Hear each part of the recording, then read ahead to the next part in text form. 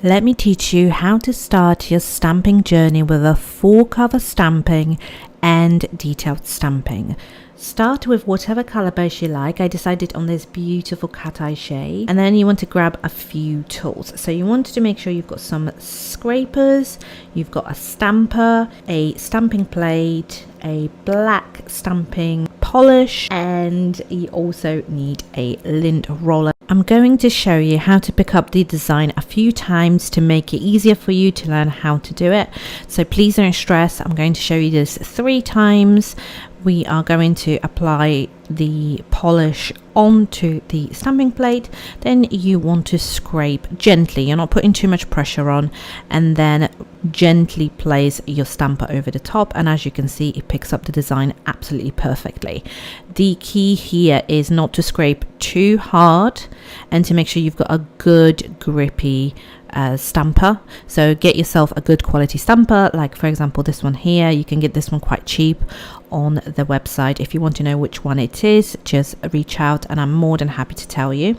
So again, I'm popping on a little bit of the black stamping polish on, scraping, popping the stamper over the top, and picks up perfectly.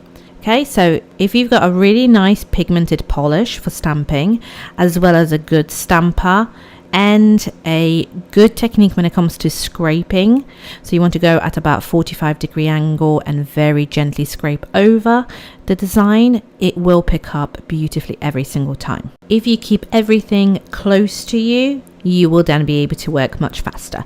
To clean the stamping plate, all you need is a little bit of acetone, and I prefer to use those cotton rounds because they just soak up the pigment much better of the stamping plate. Okay, so here we go again. Pop a little bit of it on, a little bit of the stamping polish, a 45-degree angle, light hand, you're scraping, and then you're placing your stamper and picking up the design. And again, beautiful, perfect, sharp outlines. So that is what we're looking for. And here is how you clean the design off the stamper. Just pop it onto the lint roller. It is that easy. It just comes off onto the lint roller. So as you can see, that is the designs we've picked up earlier. So let's actually stamp onto the nail now, but I'm also going to show you what happens if you don't like the design. What then how do you clean it off? So let me show you. So we've picked up our design and we're going to stamp it onto this beautiful base. But once we've stamped it, we decided we don't like it. So what next? Well, just as with your stamping plate, all you need is a cotton round or a lint-free wipe in this case, because I don't want any fluff on that nail, and some acetone, and it just removes as normal. Why? Because it's normal nail polish. It's just highly pigmented for stamping. So really easy. If the client changes their mind, it's easy to just wipe it off and move on and create the next design. Apply your stamping polish, scrape, pick it up with your stamper, and then you can go straight on. The reason why I like the crystal clear stampers is because you can see exactly what's happening. But what would you do if you are missing a little bit of the design? Well, that's easily fixed. What you want to do is make sure that you wipe that design off the plate. You want to start with a nice clean plate, and then again we're going to pick up that same design onto a stamper and then figure out where we want to line it up with where it's missing the pieces. So I'm having a look again through the crystal clear stamper and lining it up where I want to apply the flowers. So you're just going in and pressing them gently with your stamper, and now we no longer have any gaps. And to seal the design, it couldn't be easier. Just top coat, cure in the lamp as normal, and your design is nice and sealed. There is no way that you could do a freehand painting like this and keep the nail still nice and thin like this, because layers of gel paint would build up on that nail, whereas with stamping it's so thin, it's so effective, it's really worth investing in. So here is our first stamping design, and this is how you create a full cover stamping.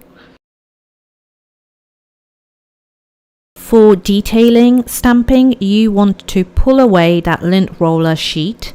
I normally just use whatever's kind of left over. We don't need it to be super sticky. We just want it to have a little bit of stickiness to it, because we're going to use this when we pick up the design and to blot away anything we don't need. So pop on your polish onto the stamping plate, scrape, pick up the design, and then grab your lint roller sheet to pull away anything you don't want to put onto the nail. So I'm just taking away anything that's around that rose. And then once I've done that, we've got a beautiful rose there on its own, and we can line it up on the nail exactly where we want it, and then just gently press it. You don't want to wait too long, because if you wait too long, it will not transfer properly. I do have a video to show you on that as well, but yeah, don't wait too long, work fast.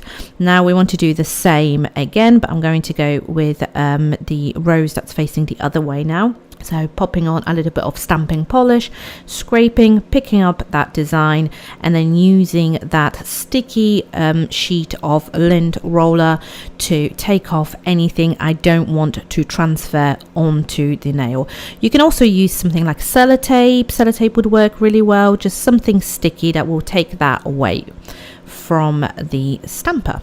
And then again, you just use the nice clear stamper and try and line it up where you want it. I wanted them to kind of join up a little bit, and but still be individual flowers on their own. So here it is. And then to finish off the design, all you need to do is top coat and you're done. So now you know the basics, we can dive in to more stamping designs in the future on the nail nexus, and I really hope you enjoyed this. So you've got your full cover and detailing. I hope you enjoyed.